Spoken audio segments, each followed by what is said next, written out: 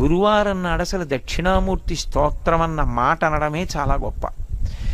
అటువంటి దక్షిణామూర్తి స్తోత్రాన్ని శంకరాచార్యులు వారు రచించారు. శంకరాచార్యుల వారి గురించి బాగా తెలిసున్న పెద్దలు ఒక మాట చెప్తారు. వారు 5వ సంవత్సరం వచ్చేటప్పటికి వారికి సంస్కృత భాష, వేదములు, పురాణములు, కావ్యములు అన్నీ కరతలామలకములు అయిపోయాయి. ఆయనకు పుస్తకం అక్కర్లేదు, అలా వ్యాఖ్యానం చేశారు. ఏకసంధాగ్రాహి, ఒక్కసారి చూసేవారు ఆయన అంతే. అటువంటి శంకరాచార్యుల వారి జీవితం మొత్తం మీద 18 మాటలు చదివింది ఒక్కటే ఒక్కటి ఉంది. 18 మార్లు చదివారు దాన్ని అంటారు. 2 మాటలు 3 మాటలు కాదు, అదొక్కదాన్నే 18 మాటలు చదివారు. ఏది అంటే స్కాంద పురాణాంతర్గతమైనటువంటి సూత సంహిత. శంకరులు ఒక్క సూత సంహితనే 18 మాటలు చదివారు.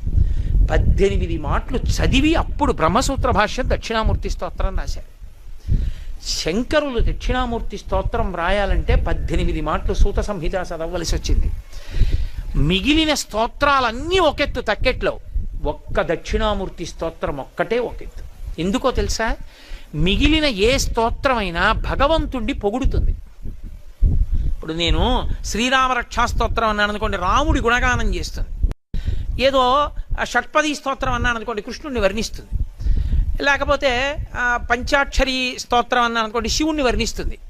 దక్షిణామూర్తి స్తోత్రం అలా వర్ణించదు. నాకు నా గురువుకి తేడా లేదంట. అందుకే ఆ శ్లోకాలు మీకు జ్ఞాన సాధకములు. అవి కొన్ని కోట్ల జన్మలు తపస్సు చేస్తే వచ్చేటటువంటి జ్ఞానం ఆ శ్లోకాలు రోజు చదువుకోవడం వల్ల వస్తుంది. నే చెప్పట్లేదు, శంకరులు చెప్పేశారు ఆఖరి శ్లోకంలో, సర్వాత్మత్వమితి స్ఫుటీకృతమిదం యస్మాదముష్మిన్ స్తవే తేనాశ్వశ్రవణాత్ తదర్థమననాత్ ధ్యానాచ్చ సంకీర్తనాత్ సర్వాత్మత్వమితి స్ఫుటీకృతమిదం అన్నారు. ఈ శ్లోకాల్ని, ఈ స్తోత్రాన్ని, దక్షిణామూర్తి స్తోత్రాన్ని ప్రతిరోజు ఎవరైతే ఈ స్తోత్రాన్ని చదువుకుంటున్నారో, చదవడం చేత కాని వాళ్ళు, చదువుకోవడం వచ్చిన వాళ్ళు చదివితే వింటున్నారో, విని ధ్యానం చేయగలుగుతున్నారో, ధ్యానం చెయ్యలేకపోతే కనీసం పఠిస్తున్నారో, వింటున్నారో, ఇలాంటి వాళ్ళందరికీ కూడా సర్వాత్మత్వమితి స్ఫుటీకృతమిదం, ఆత్మ అనుభవంలోకి రావడమే కాదు, దానితో పాటుగా సమస్త సిద్ధులు కూడా కలుగుతాయి. ఈ ఒక్క స్తోత్రం అంత శక్తివంతమైనదని ఒక్క భోరంభంశనలో నిలోంబరమహార్నాదో హిమాంసొప్పుమాన్ అన్న శ్లోకాన్ని సగుణోపాసనం ఇచ్చారు, అష్టమూర్తి తత్వాన్ని. మిగిలిన శ్లోకాలు విశ్వందర్పణ దృశ్యమాన నగరీ తుల్యం నిజాంతర్గతం పశ్యన్నాత్మని మాయయా బహిరివోద్భూతం యథా నిద్రయా యస్ సాక్షాత్కురుతే ప్రబోధతమయే స్వాత్మానమేవాద్వయం తస్మై శ్రీ గురుమూర్తయే నమయిదం శ్రీ దక్షిణామూర్తయే అంటూ వారు చేసిన శ్లోకాలు కేవలము స్తుతిపాఠములు కావు, జ్ఞాన ప్రబోధకములు. అందుకే అవి ధ్యాన మంటపంలో కూర్చుని ఒక్కసారి ఆ స్తోత్రం చదివి వెళ్ళిపోతే చాలు. దక్షిణామూర్తి యొక్క పరిపూర్ణానుగ్రహం కలిగి కొన్ని కోట్ల జన్మలెత్తవలసిన వాడు, నన్ను నమ్మండి, నాకు శంకరులు ప్రమాణం, నేను నా సొంత మాట చెప్పట్లేదు, ఈ జన్మలోనే ఆఖరి ఊపిరిలో జ్ఞానం కలిగి పరమేశ్వరుని యందు ఐక్యమైపోతాడు, సందేహం లేదు. అంత గొప్ప స్తోత్రం ఈ ప్రపంచంలో వాంగ్మయం మొత్తం మీద ఉన్న ఒకే ఒక్క స్తోత్రం దక్షిణామూర్తి స్తోత్రం.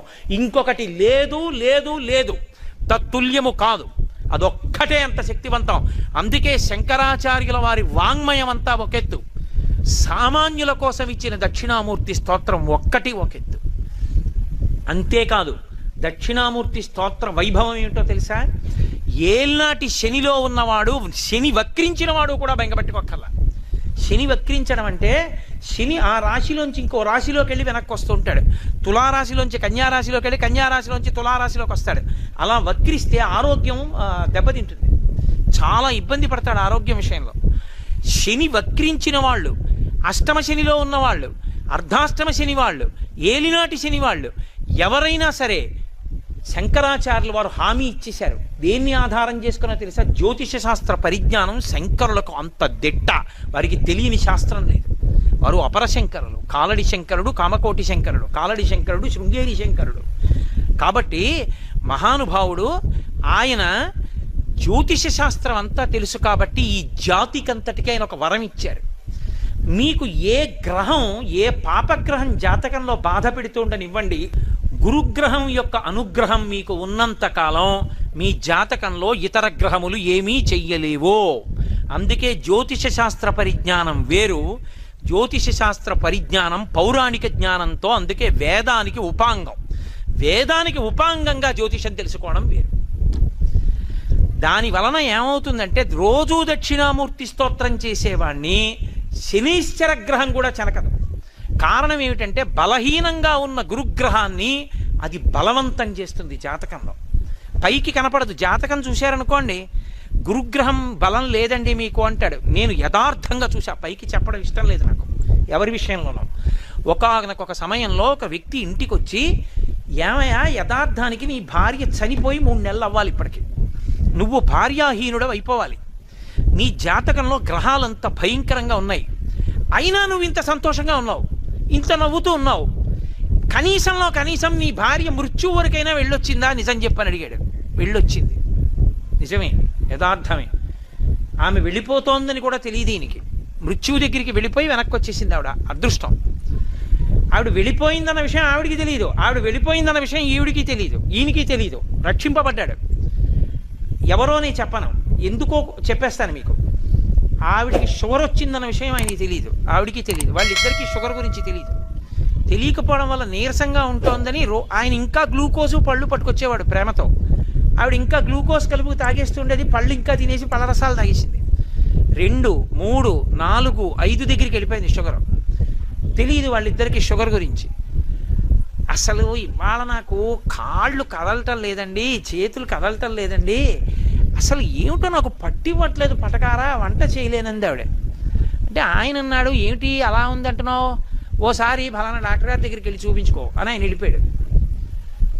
ఈ అమ్మాయి డాక్టర్ గారి దగ్గరికి వెళ్ళింది.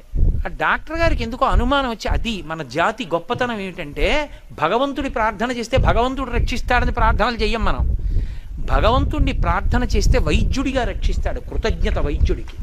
ప్రథమో దైవ్యోభిషకో, వైద్యుని యందు బుద్ధి ప్రచోదనం చేస్తాడు. వాడి బాధ ఏమిటో పసిగట్టే శక్తి వైద్యుడికి ఇస్తాడు.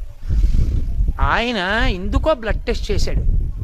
చేసి, అమ్మ మీ ఆయన ఫోన్ నెంబర్ ఇయ్యనా, డాక్టర్ గారే ఫోన్ చేశాడు. ఏమయ్యా మీ ఆవిడ ఇంకో అరగంట ఉంటే చాలా గొప్ప, నువ్వు వచ్చేసాయి తొందరగానే. ఆయన గబగబా తిరిగి వచ్చాడు.